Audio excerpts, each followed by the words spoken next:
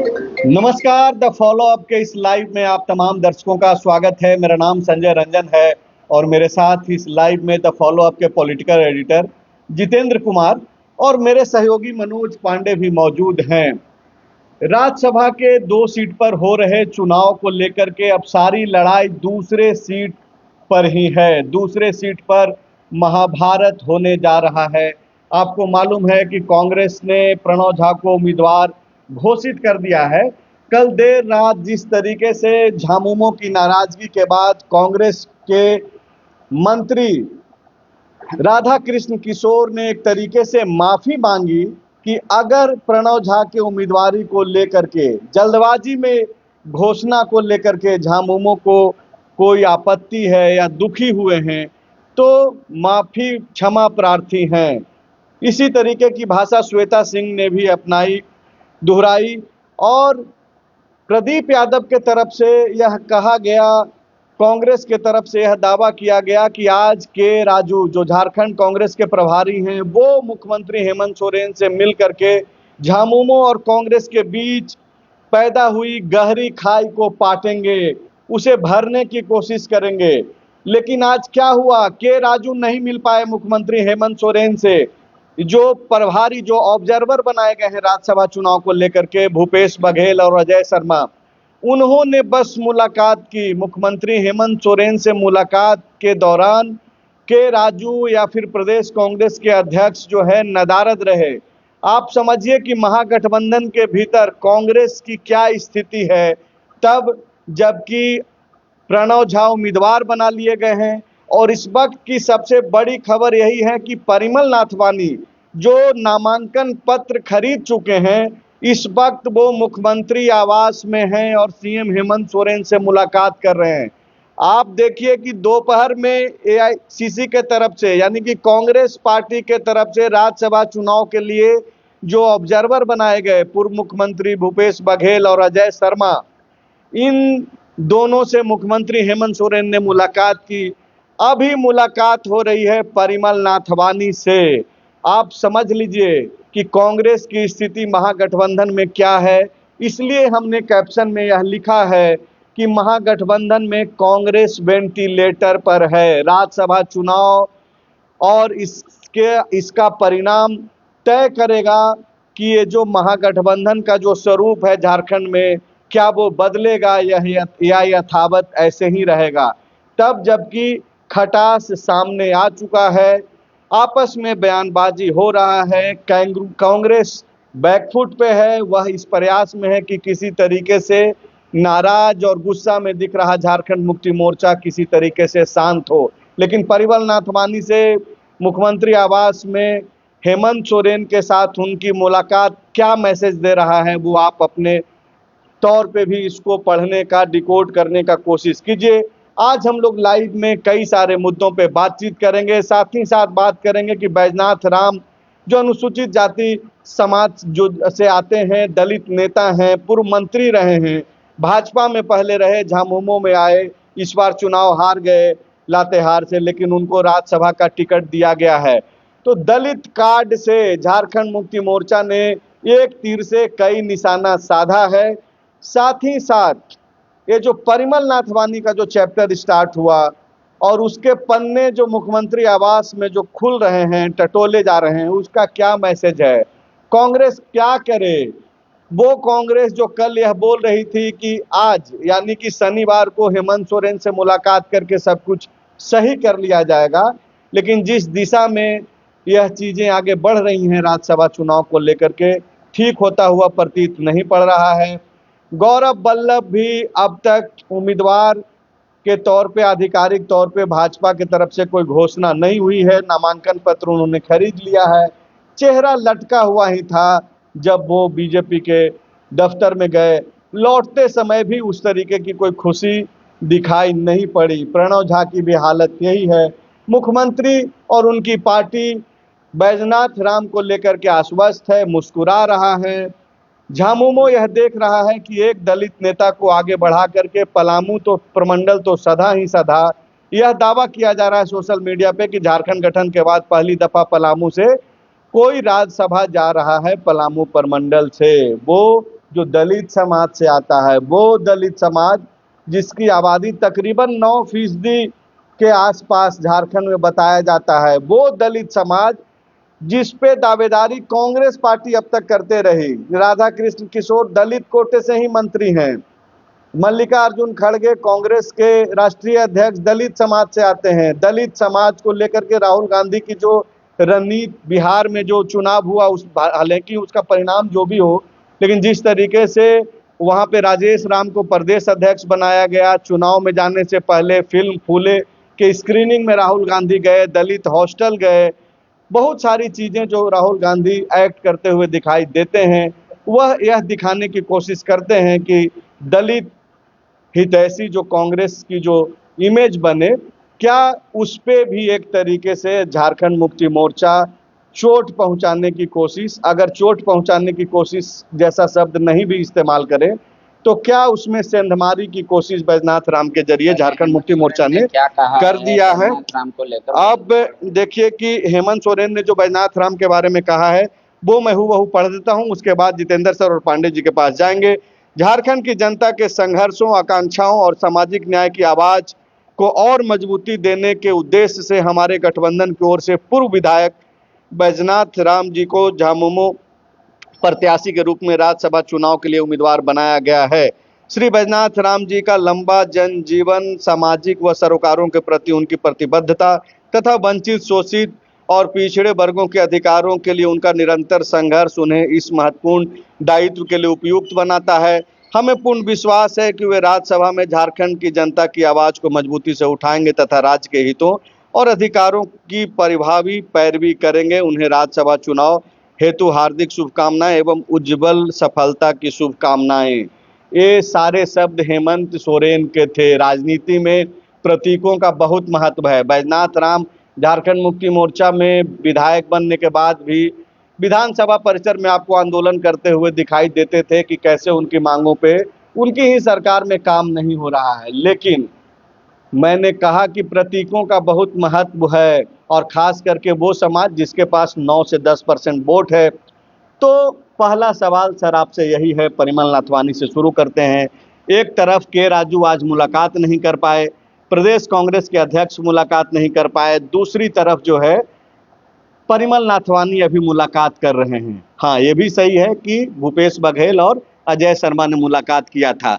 इस पूरे ये जो मुलाकातों का जो सिलसिला चल रहा है, इसको कैसे आप सर रीड कर रहे हैं? देखिए, जो अंदर से सूचना आ रही है सत्ता के गलियारे से और कांग्रेसियों के बीच से, उनके बड़े नेताओं के बीच से जो सूचना आ रही है, उसमें जेएमएम ने अब कांग्रेस को सीधा सीधा लाल झंडा दिखा दिया है। अब कांग्रेस, बात यहाँ आ रही है कि अब कांग्रेस को तय करना है कि वो प्रत्याशी अपना प्रणव झा का नामांकन कराए या नहीं कराए। बात यहाँ तक पहुँच चुकी है चर्चा के दौरान अंदर में। क्योंकि अगर कांग्रेस प्रणव झा का नामांकन कराती है, तब कांग्रेस के जो 16 विधायकों का छीछा लेदर है, वो ही देखना कांग्रेस के लिए बाकी रहेगा। तो अगर क्या कांग्रेस अब अपना छीछा लेदर देखना उसके लिए बाकी है, या नामांकन नहीं करा के कांग्रेस सरकार में बने रहने की मजबूरी को चुनती है, ये विषय आ रहा है। दो जो विकल्प दे रहे हैं, एक तो झारखंड मुक्ति मोर्चा यानी कि हेमंत सोरेन के तरफ से जो विकल्प दिया गया है, जो चर्चा है, उस पे आप बोल रहे हैं कि प्रणव झा उम्मीदवारी वापस ले लें, लेकिन उम्मीदवारी वापस लेने के बाद भी तो छीछा लेदर होना है। नहीं, तब कहाँ छीछा लेदर होना है? वो कांग्रेस का तब तो फिर आपका वजूद फिर क्या है? वही बोलना है, जो कांग्रेस को अब ये तय करना है जो हमको क्या करना है। हेमंत सोरेन ने लाल झंडा कांग्रेस को दिखा दिया। मतलब महागठबंधन कुल मिलाकर के नाजुक दौर से गुजर रहा है, ये स्थिति तो है। हाँ, बिल्कुल है। और एकदम इसमें बहुत ही सूचना में दम है जो कांग्रेस के भीतर अब इस बात पर चर्चा हो रही है कि हम राज्यसभा चुनाव लड़ के और सत्ता में रहें या न लड़ के हम सत्ता में रहें, इस पर बात आगे तक बढ़ती जा रही है। मतलब जो जितेंद्र सर बोल रहे हैं, कांग्रेस पार्टी की फजीहत तय है। कांग्रेस के लिए सबसे पहली चुनौती अभी क्या देख पा रहे हैं पांडे जी, तब जबकि ये जो कल बातें कही गई कि के राजू जाएंगे और खाई पाट लेंगे, ये कैसा खाई है जिसको पाटने के लिए के राजू को समय भी नहीं दिया जा रहा है, प्रदेश अध्यक्ष को समय भी नहीं दिया जा रहा है।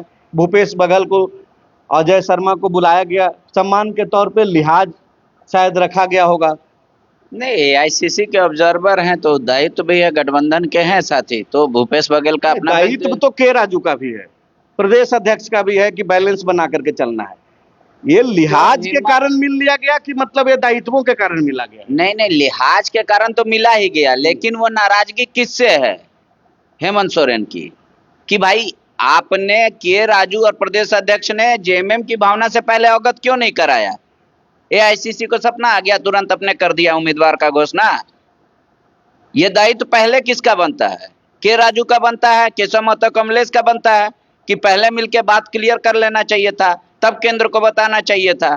या तो केंद्र भी आप पे विश्वास नहीं कर रही है।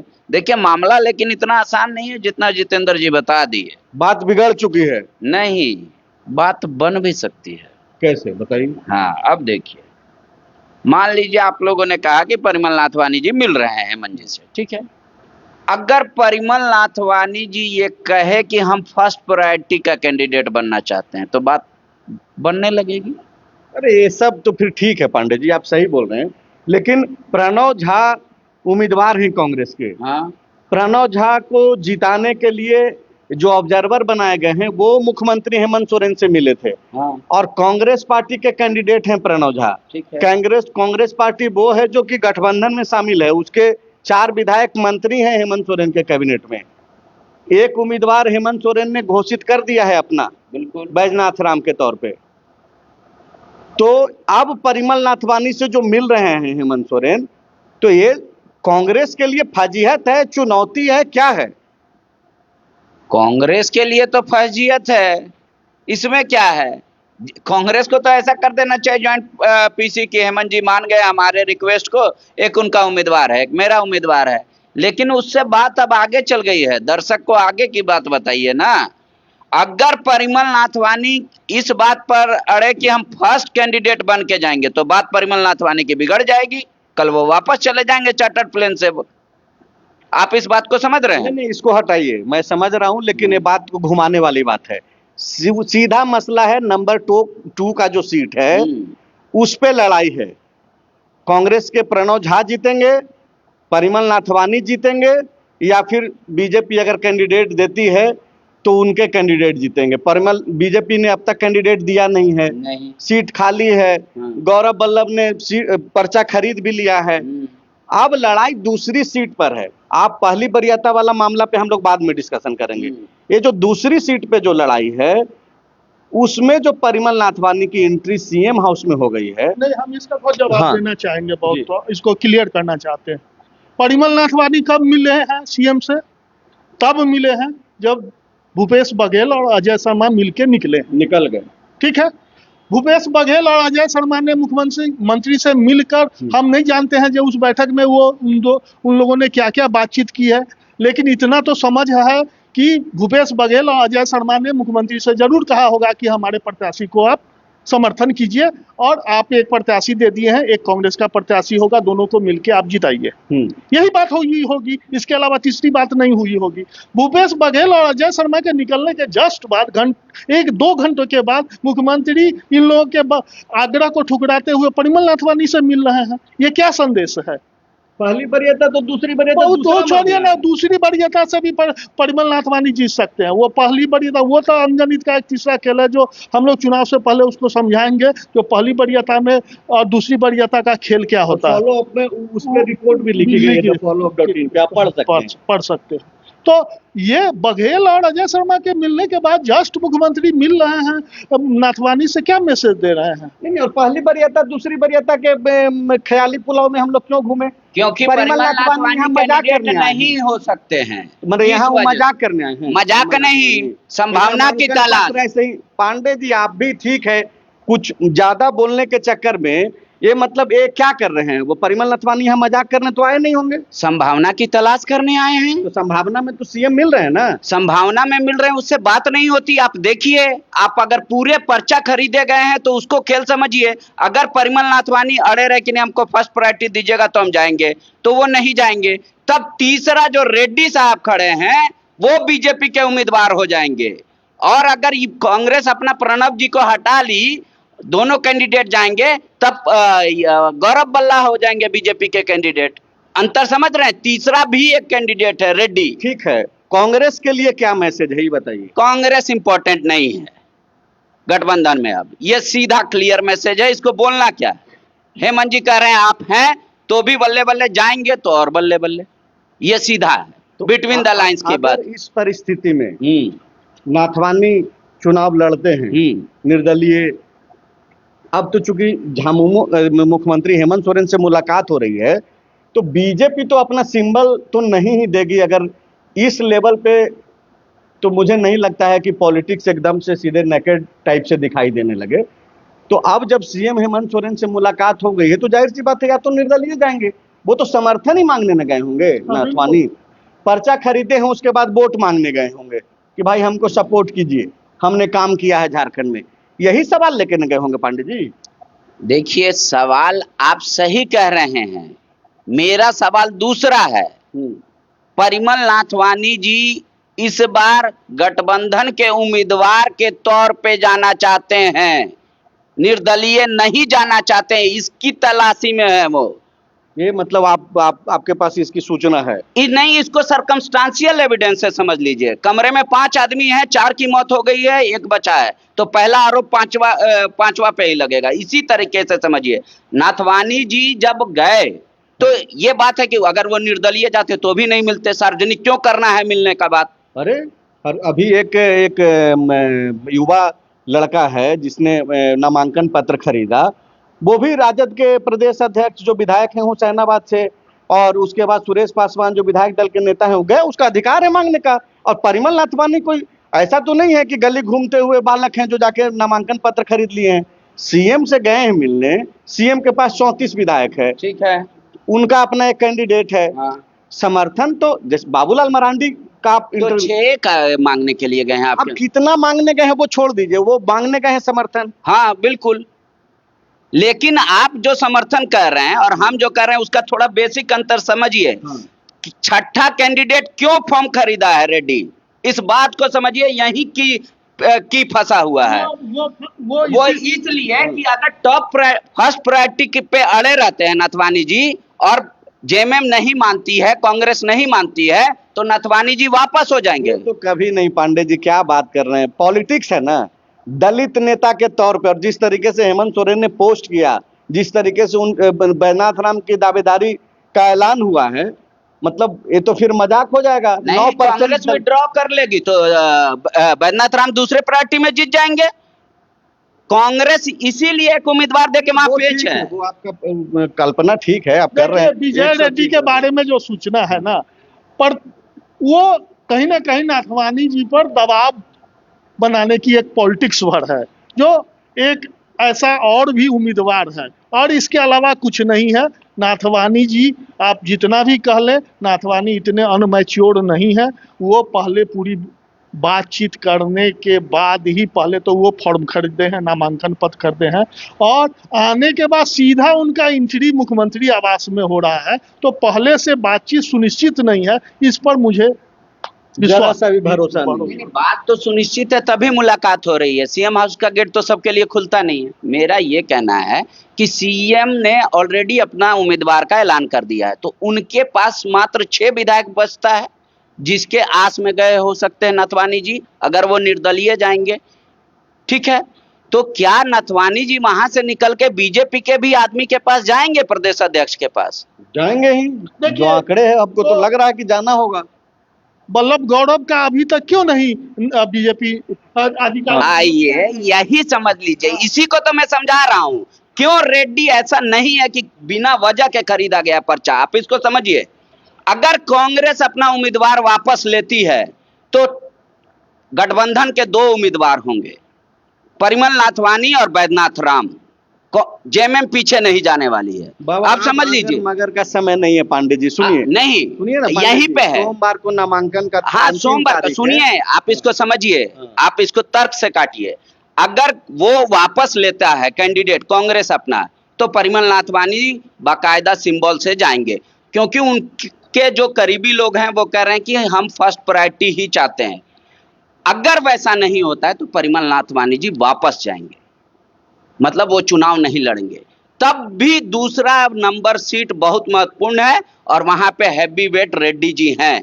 अगर बात नहीं बनी, परिमल जी चले गए और जेएमएम भी अपना उम्मीदवार के साथ रहा, कांग्रेस भी अपना उम्मीदवार के साथ रहा, मतलब तो रेड्डी जी, आप पांडे जी ये बोल रहे हैं, पहला बात आप स्पष्ट कर दीजिए कि परिमल नाथवानी और ये जो रेड्डी हैं वो दोनों एक गोटी हैं? आप नहीं, अलग हैं, अलग अलग हैं। हाँ, तो ये दोनों कौन सेट कर रहा है इन दोनों को? सब मिल के सेट कर रहे हैं। आप इस बात को नहीं समझ पा रहे हैं, बारीकी समझिए। अगर हारना होगा बीजेपी को तो गौरव बल्ला होंगे कैंडिडेट, अगर दूसरा को जिताना ही जिताना होगा और परिमल नाथवानी कहेंगे कि नहीं हम फर्स्ट प्रायोरिटी में जाएंगे, तो परिमल जी आप जाइए, हमारे पास रेड्डी जी हैं जो दूसरे प्रेफरेंस पे लड़ने को तैयार है। मतलब आप ये बोल रहे हैं कि ये जो आते के साथ हेमंत सोरेन के आवास में चले गए परिमल नाथवानी, सारा कुछ अब तक ये पहले बातचीत नहीं किए होंगे, पहली वरीयता दूसरी वरीयता कौन सी सीट पे लड़ेंगे, इस पे बातचीत नहीं हुई होगी। वो आए हैं, एक दोपहर में मजाक उन्होंने किया कि नामांकन पत्र खरीद लिया, और अब जाकर के बोलेंगे कि देखिए अगर आप कीजिएगा तो ठीक, नहीं तो हम चलें। नहीं, आप यही नहीं समझ रहे हैं। इन दोनों के बीच में एक नया पेच कांग्रेस ने उम्मीदवार दे के कर दिया है। अरे कांग्रेस नहीं बैक करेगी तो कांग्रेस बैक नहीं करेगी तो नथवानी जी वापस जाएंगे। मेरे सोर्सेज ये दावे के साथ कर रहे हैं, नथवानी जी वापस जाएंगे, नथवानी जी चुनाव नहीं लड़ेंगे झारखंड से। ठीक है, ये पांडे जी का सोर्सेज है। आई पांडे जी की खबर पे आप इनके बयान पे ध्यान रखिए क्या बोल रहे हैं। क्या बाकी में आपको ऐसा लग रहा है सर? हमको तो बिल्कुल नहीं लग रहा है। अब कांग्रेस अपना प्रत्याशी देगी और उसके बाद नाथवानी जी वापस अपने चार्टर प्लेन से लौट जाएंगे, इसका मुझे कतई भरोसा नहीं है। और इतना बार बार इस बात को कहने में भी अब अच्छा नहीं लग रहा है कि इतना अनमैच्योर नाथवानी जी के बारे में परसेप्शन भी नहीं है, और जो लोग उनके नज़दीक रहे हैं उनको जो समझते हैं, इतना अनमैच्योर पॉलिटिशियन भी नहीं रहे हैं। वो व्यक्ति, आप देखिए कि नाथवानी, परिमल नाथवानी की एंट्री कैसे हुई है। ये तो झारखंड में हीरो टाइप का एंट्री है भाई। 56 सीट है, झामुमो कांग्रेस का उम्मीदवार है, कांग्रेस का दिल्ली से आकर के एक पूर्व मुख्यमंत्री रहा हुआ नेता जो ऑब्जर्वर है वो आकर के मुलाकात कर रहा है, और संख्या जब हमारे गठबंधन के पास है उसके बीच में ही एंट्री हो रही है, सीधे आवाज के अंदर। ये भी कुछ छिप छिपा करके कोई खेल नहीं चल रहा है, सामने से खेल हो रहा है। मतलब अगर कोई कहे कि अरे अंदर अंदर ये क्रॉस वोटिंग हो गया, ये तो क्रॉस वोटिंग नहीं है, ये तो स्पष्ट वोटिंग जैसा नजारा दिख रहा है। देखिए, कई चीज़ें पीछे जब आप जाएंगे तो आपने कई बार इसकी चर्चा भी की है, जो फॉलो अपने पहले ही इसको बताया था कि नाथवानी जी झारखंड से उम्मीदवार हो सकते हैं और वो प्रयास कर रहे हैं। हाँ। और वो तब आएंगे जब उनके पास आंकड़े होंगे। तो फॉलो अप तो बताया ही, मीडिया और राजनीति के गलियारे में भी ये कुछ न कुछ चर्चा कई चल रही थी। तो जिस समय से ये चर्चा चल रही, तो बिना आग का तो धुआं उठ नहीं रहा था उस समय। तो कहीं ना कहीं नाथवानी जी की बातचीत हेमंत जी से हो, भाजपा के नेताओं से हो, या यहाँ जो राजद कांग्रेस जो भी हो, मतलब जो उनके संपर्क में है, तो उससे तो वो बातचीत कर रहे होंगे ना, और किए होंगे। और उन बातचीत के आधार पर जब वो अपना आंकड़ा अंक गणित को समझ पाए होंगे तब वो लैंड किए हैं, इसका मुझे पूरा भरोसा है। मतलब जितेंद्र सर बोल रहे हैं कि जो दूसरा सीट है बैजनाथ राम को, हम लोग तो ये मान रहे हैं कि वो फर्स्ट प्रायोरिटी में ही है। दूसरा सीट जो है, दूसरी सीट पे परिमल नाथवानी सबसे मजबूत हैं, और कांग्रेस की स्थिति बोलिए, खराब समय बोलिए, ये है कि प्रभारी जो है मुलाकात नहीं कर पाए। पांडे जी, बयान आया था कल कि कल खाई पाट लिया जाएगा, मुलाकात नहीं हो पाया। समझिए कि मतलब आप ये कह रहे हैं कि कांग्रेस भी उम्मीदवार देगा, जेएमएम भी देगा, और तब भी परिमल कांग्रेस तो उम्मीदवार दे दी और जेएमएम भी दे दी, और जेएमएम भी फिर दे भी दिया। परिमल नाथवानी जी तीसरे हो सकते हैं। अरे तीसरा उम्मीदवार तो जब ये आपको क्या लग रहा है परिमल नाथवानी फिर उम्मीदवार नहीं हो रहे हैं? अगर कांग्रेस बैक नहीं करेगी तो परिमल नाथवानी जी उम्मीदवार नहीं होंगे। ये तो ठीक है, ये तो आप रख लिए स्टैंड हाँ। अपना, आपकी जो पकड़ है पत्रकारिता की आपने वो रखा इसी है। में पेच है, इसको हाँ, प्यार से समझ लीजिए। हाँ। परिमल नाथवानी जी को कोई जरूरत नहीं था राज्यसभा मेंबर बनने के लिए हेमंत जी से मुलाकात करने का, वो भी इस तरीके से। इनसे ज्यादा वोट बीजेपी के पास है, क्योंकि अब उनके पास मात्र 6 वोट बचा। अरे बाबा तुम निर्दलीय ये जाने की तैयारी में है ना, थोड़े झारखंड मुक्ति मोर्चा के सिंबल पे तो जाना है। निर्दलीय भी जाएंगे तो जहां लंगर चल रहा है वहां ना जाएंगे। बीजेपी के पास भी हमको है भरोसा नहीं, कि तुम हो मेरे भाई। बीजेपी के पास फिलहाल बीजेपी देख रहे हैं ना रुकी हुई है, अगर बीजेपी इंतजार नहीं करती, बीजेपी भी तो इक्वेशन देख रही है ना, फिर गौरव वल्लभ को क्यों अब तक पेंडिंग में रखे हुए हैं बताइए? वो अभी तो बेचारे जमशेदपुर से भी चुनाव आपको समझाया, आप समझ नहीं रहे हैं। हाँ। अगर परिमल नाथवानी जी कांग्रेस कैंडिडेट नहीं हटाई तो परिमल नाथवानी जी यहाँ से चुनाव नहीं लड़ेंगे, और बीजेपी रेड्डी को लड़ाएगी उम्मीदवार। ये बोल चुके हैं आप। और जी, अब अगर दूसरा सवाल है, हाँ ये तो मैं ये आपका सोर्स है। हाँ, और इसको मैं अगर मान लूं। हारना होगा, सजादा अनवर बनाना होगा तो गौरव बल्ला लड़ेंगे। वो बीजेपी से लड़ेंगे? हाँ, दोनों बीजेपी से। मैंने आप पे बोल रहे हैं कि निर्दलीय नहीं लड़ेंगे ना नाथवानी जी। ना ना ना, अगर उनको निर्दलीय लड़ना रहता तो उनकी मुलाकात आज किससे होती? यहाँ के राष्ट्रीय अध्यक्ष बीजेपी से। क्यों? क्योंकि सर्वाधिक संभावना वहां है।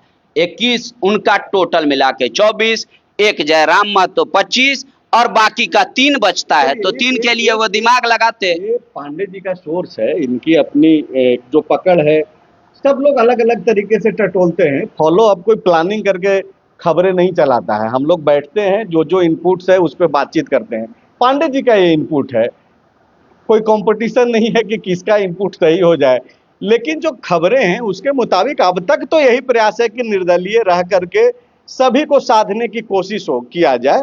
मुख्यमंत्री के यहाँ से शुरुआत परिमल नाथवानी ने किया है। नहीं, पांडे जी एक तर्क दे रहे थे, हम तर्क को काटने के उद्देश्य से नहीं, वो बोल रहे हैं कि भाजपा के राष्ट्रीय अध्यक्ष से यहाँ आके मिलते। परिमल नाथवानी, सामान्य समझ की बात है, तो परिमल नाथवानी को भाजपा के राष्ट्रीय अध्यक्ष से मिलने के लिए रांची के भाजपा कार्यालय जाने की जरूरत है।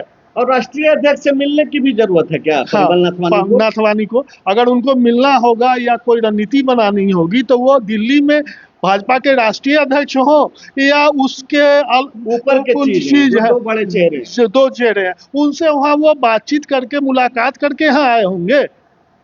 ये मेरी समझ कह रही है। इतने हल्केपन तरीके से तो नहीं ही आए होंगे कि सिर्फ झारखंड मुक्ति मोर्चा के 6 विधायकों के जरिए जो है वो यह उम्मीद कर रहे होंगे कि जीत जाएं और फिर उम्मीदवार के तौर पे सामने आ जाएं। अब वो निर्दलीय, देखिए वो निर्दलीय नहीं लड़ेंगे, निर्दलीय चले जाएंगे, इसको हम सिर्फ तर्कों से काट रहे हैं। जो 2008 में 14 में वो क्यों नहीं भाजपा या जेएमएम के कैंडिडेट बन गए?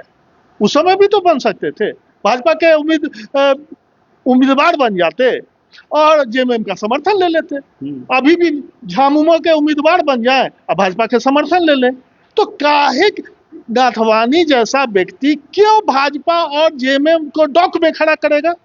देखिए, जैसे ही वो किसी दल के अधिकृत उम्मीदवार होंगे तो भाजपा और जेएमएम जिस तरह का विपरीत ध्रुव का पार्टियां हैं, वो आपस में एक टकराहट अन्यथा शुरू हो जाएगी, नैरेटिव अलग सेट होगा। तो मेरी समझ यही कह रही है।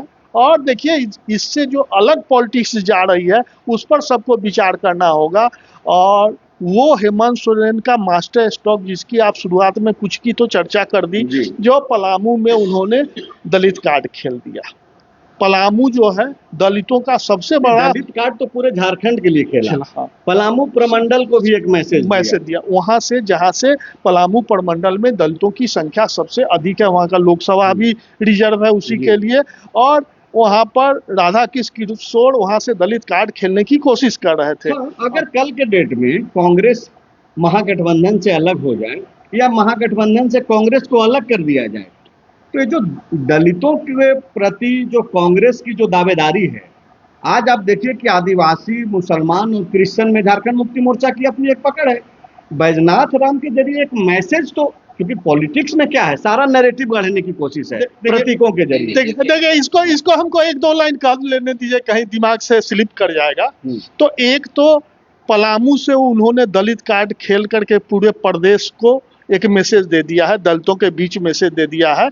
और जो मुख्यमंत्री के जो इर्द गिर्द के लोग हैं जो इसकी गणना कर रहे हैं, तो 9 पॉइंट समथिंग % वोट SC का है झारखंड में, मतलब लगभग 10% वोट की बात है।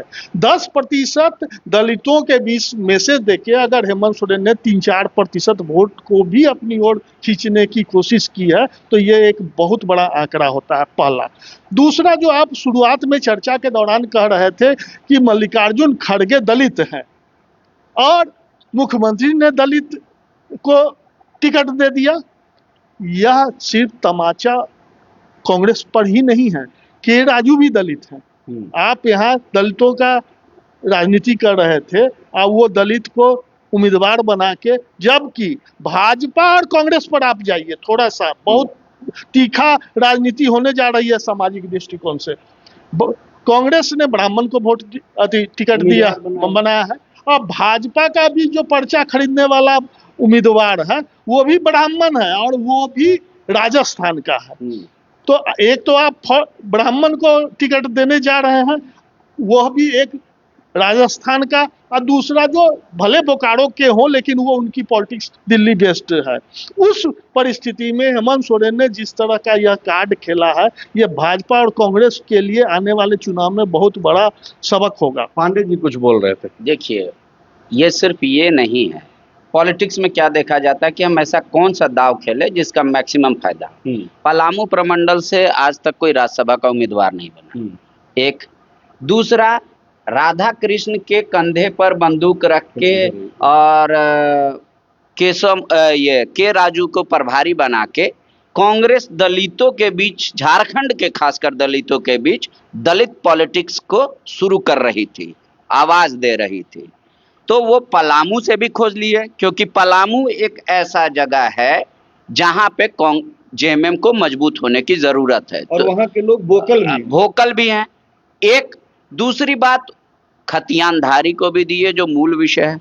इनके बारे में भी जो कहा जा रहा है कि ये मूल नहीं है कांग्रेस के उम्मीदवार यहाँ के, उनका परिवार संभवतः भागलपुर का रहने वाला है, ठीक है।